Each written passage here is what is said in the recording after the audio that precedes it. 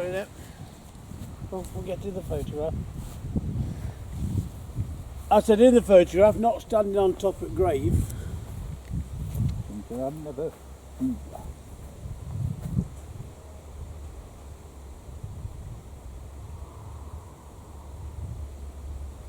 something, point down to his navel. Bloody hands full with your camera. Right? Your turn, isn't it? Yeah. Just put your bag on the floor. Press that. No, I'll hold these, don't worry. I'll do this.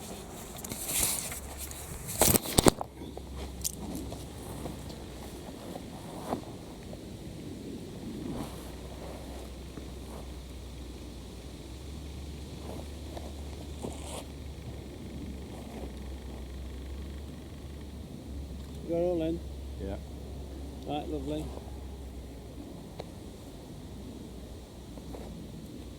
I just want to fish a bit more, and then we'll just put some tails on.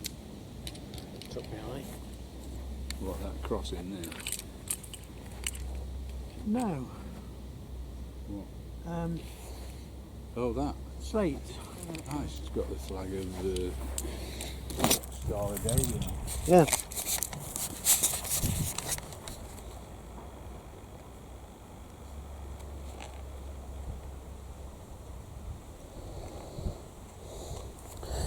Just walking round at what it says on here.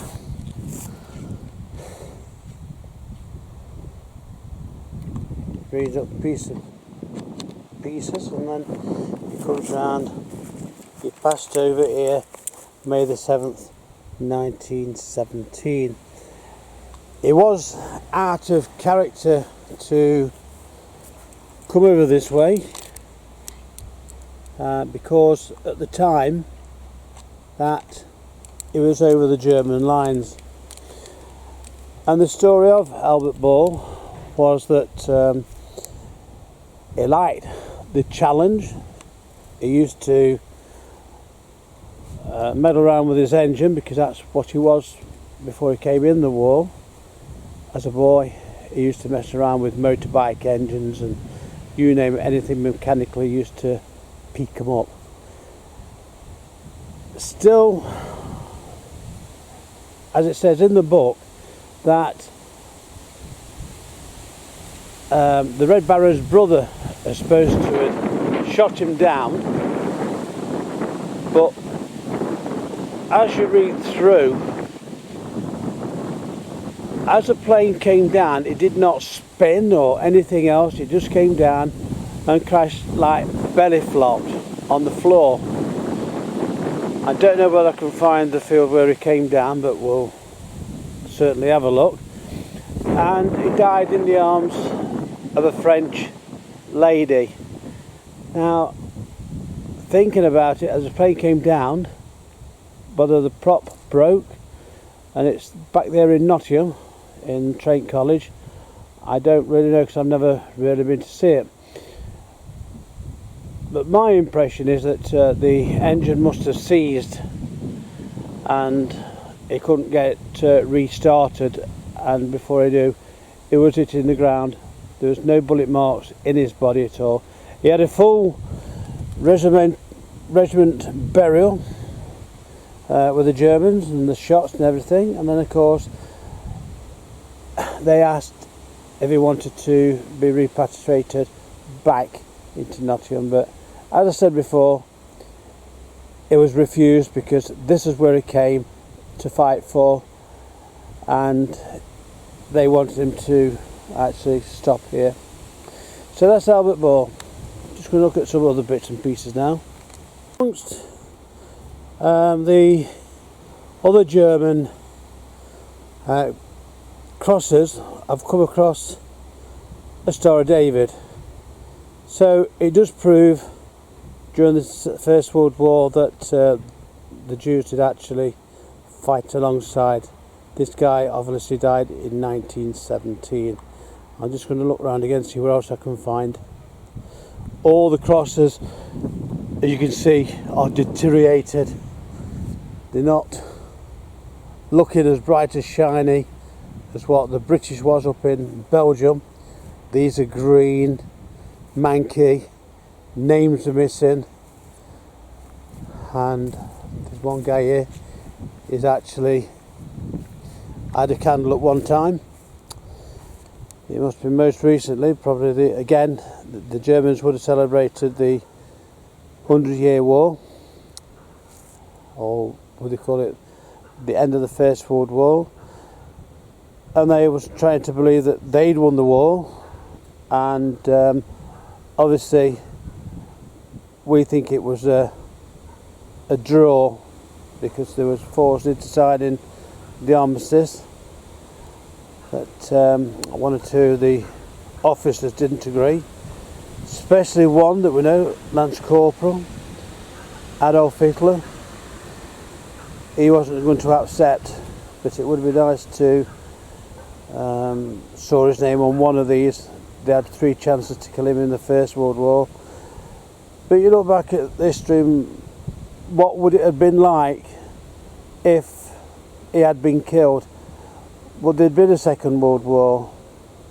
It's one of these things we'll never know. Again, we're looking at another Jewish soldier that was killed in 1917. Just we're going to move on yet again. Photograph that's been left of Musset Muller. Again, you can't tell when he actually died, but his family would have been up and paid their respects, so I thought it was nice just to pay our respect to a guy that was told what to do and when to die. Musset Muller. Another thing I found was walking around this cemetery, that we've got what they call the white stones that stand out quite well. Maybe these might have been freelance fighters of the French, and they was caught and imprisoned in this area, and then obviously they would have been shot. I don't know of any dates or anything. There's about 1, 2, 3, 4, 5, 6 of the same colours. But why they was in stone, again, I don't know.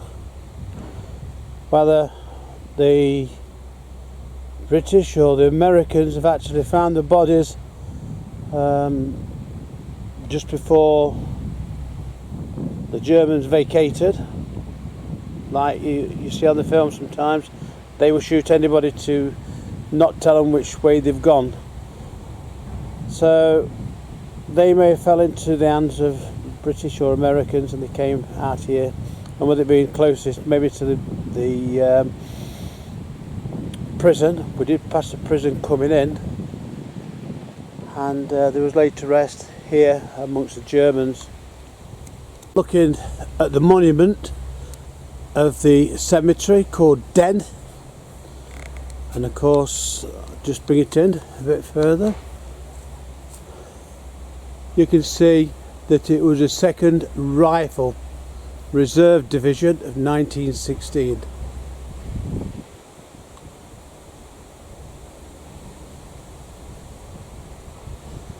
Right, that's the end of this one.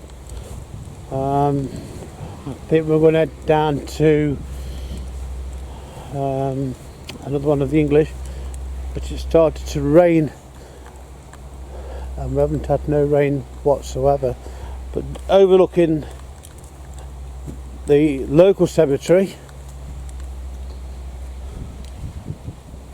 you can see some fantastic cemetery cases. And of course, I'll see if I can come around to the local, and you see Christ on the cross at the far end where the tree is. So that's the modern civil people of the country. I'm just going to have a walk in, see if I can find any wartime ones. These are all... As I'm looking to find the crypts, They're just marvellous. You see some that's 1928, 203 and 1932.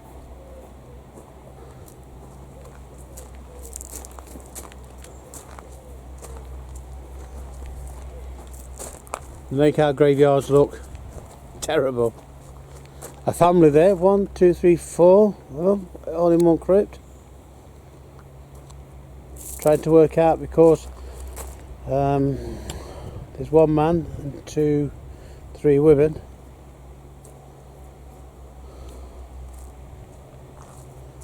And then of course you've got this one here, 1940 and 1996. Now, still in the same cemetery, I've come across something that I don't really know much about, and the only conclusion I can come with, these are French people that was actually killed during the First World War. Whether or not victims, civilized victims, I've worked that out. Militaries, soldiers. I don't know the meaning of that, whether or not it might have been spies. I don't know, but I'll look these words up later on. Victims, trees, that could be spies or prisoners. I'm not quite sure. You got where the bodies of the French, let's see, the French, France,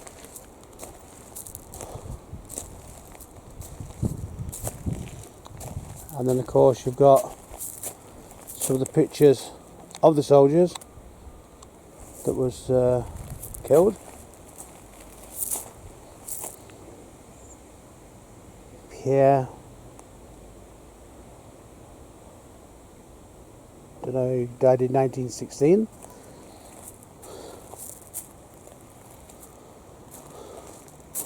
A lady, Jean Waterlot, Mort de Par-la-France.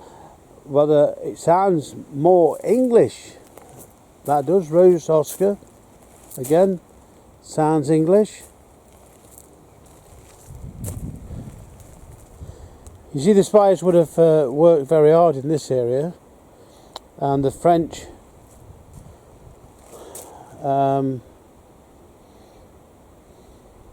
Liberation Group, but I've not seen no I don't know what I'm going to say, I don't know. We're back to victims, civilians, and then the militaries, the local guys of this town. We've got this lovely statue, it's absolutely beautiful, and as we walk round we see up on the top 1830, but we're not looking at that. That's going back towards the Crimean Wars. And then you got 1870, 1871, and then the glorious Franco Alameda, and then it's rest in peace. And you can see the mother and the father with a ring of flowers to put down.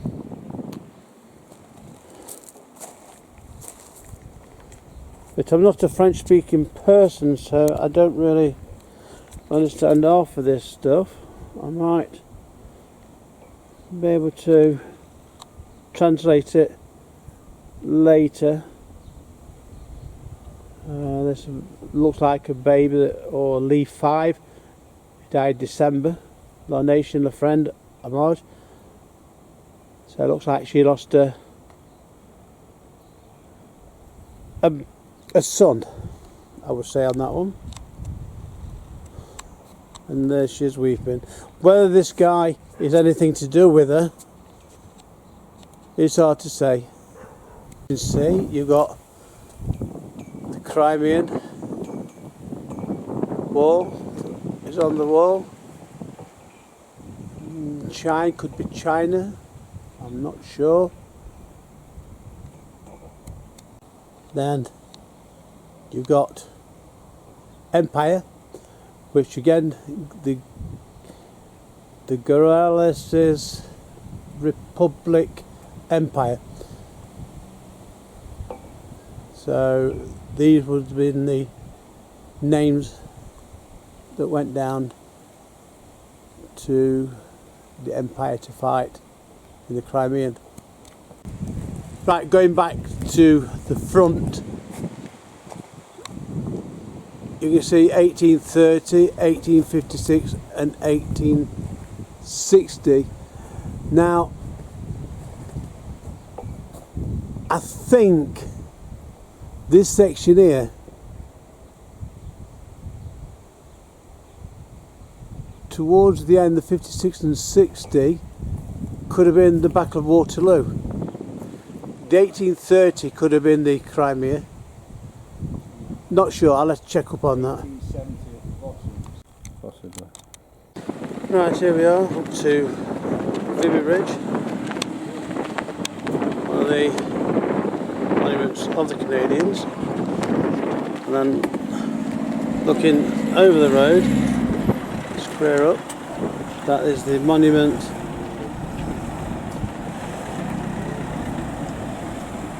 to the Moroccans.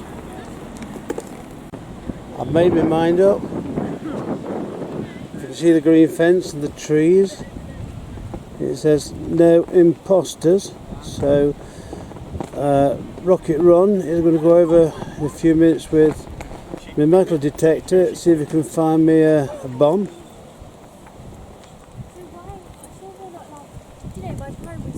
And it says it wasn't going to, but I did say, well, your name is Rocket, so if you get blown up it doesn't matter. There we are, Rocket Ron just showing he's tired. Close up on Vimy Ridge now, we've come up towards it, and as you can see, the stone absolutely fab at the top, the cuttings. Must have took a very long time to do it. And round the bottom, I'm going to walk up to that in a few minutes. Just looking over to me left hand side, left hand, right hand side, that's the field with loads of ammunition that's been left in. Tried to get Ron over, but he said no. See in the distance it's a bit black.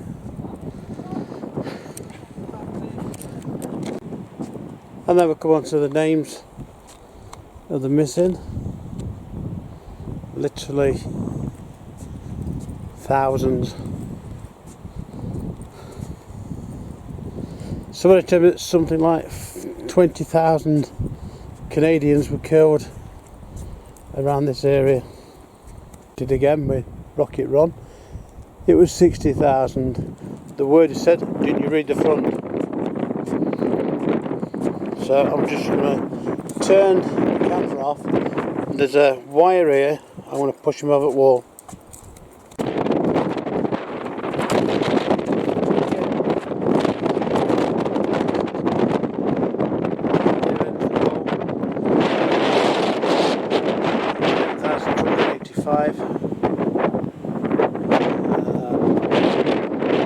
Canadians are getting their lives. To the Great Wall, the site. A number of these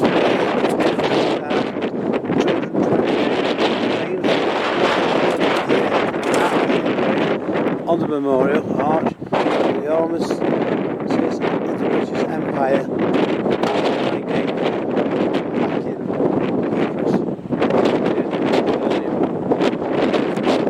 The front of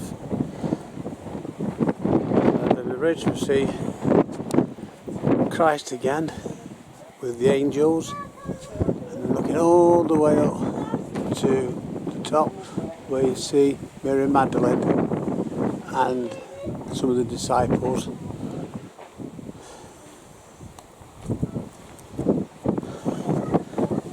White coloured sculpture by the architect Walter Allwood. He actually finished built in 1936. Another statue. I can't go down to look at this, but I do believe it would be Mary Magdalene.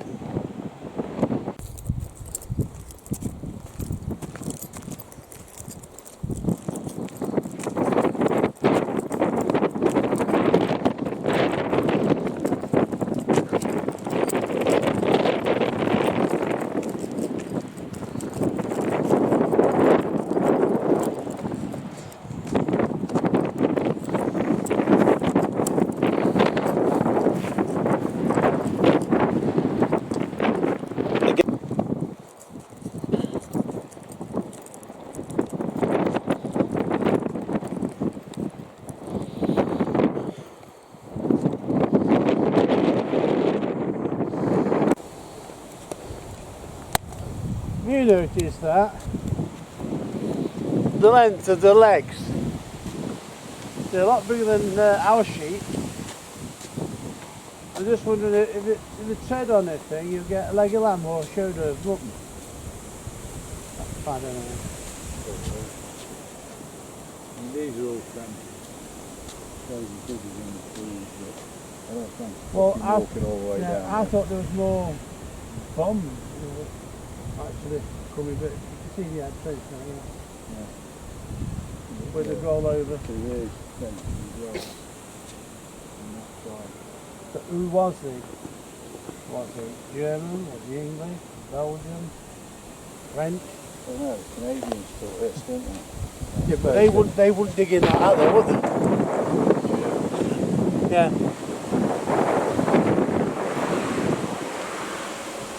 And the rest of it could like be bomb things that I've seen coming round. Right.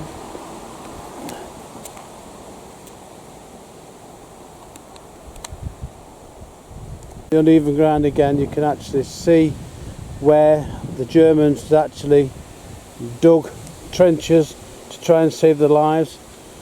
Little ropes round. And then you've got big mounds where the bombs have actually hit. And then of course you see over the opposite side of the road it starts evening out. Maybe the cannon fire wouldn't fetch that far, so the Germans could dig a few more trenches before the attack began.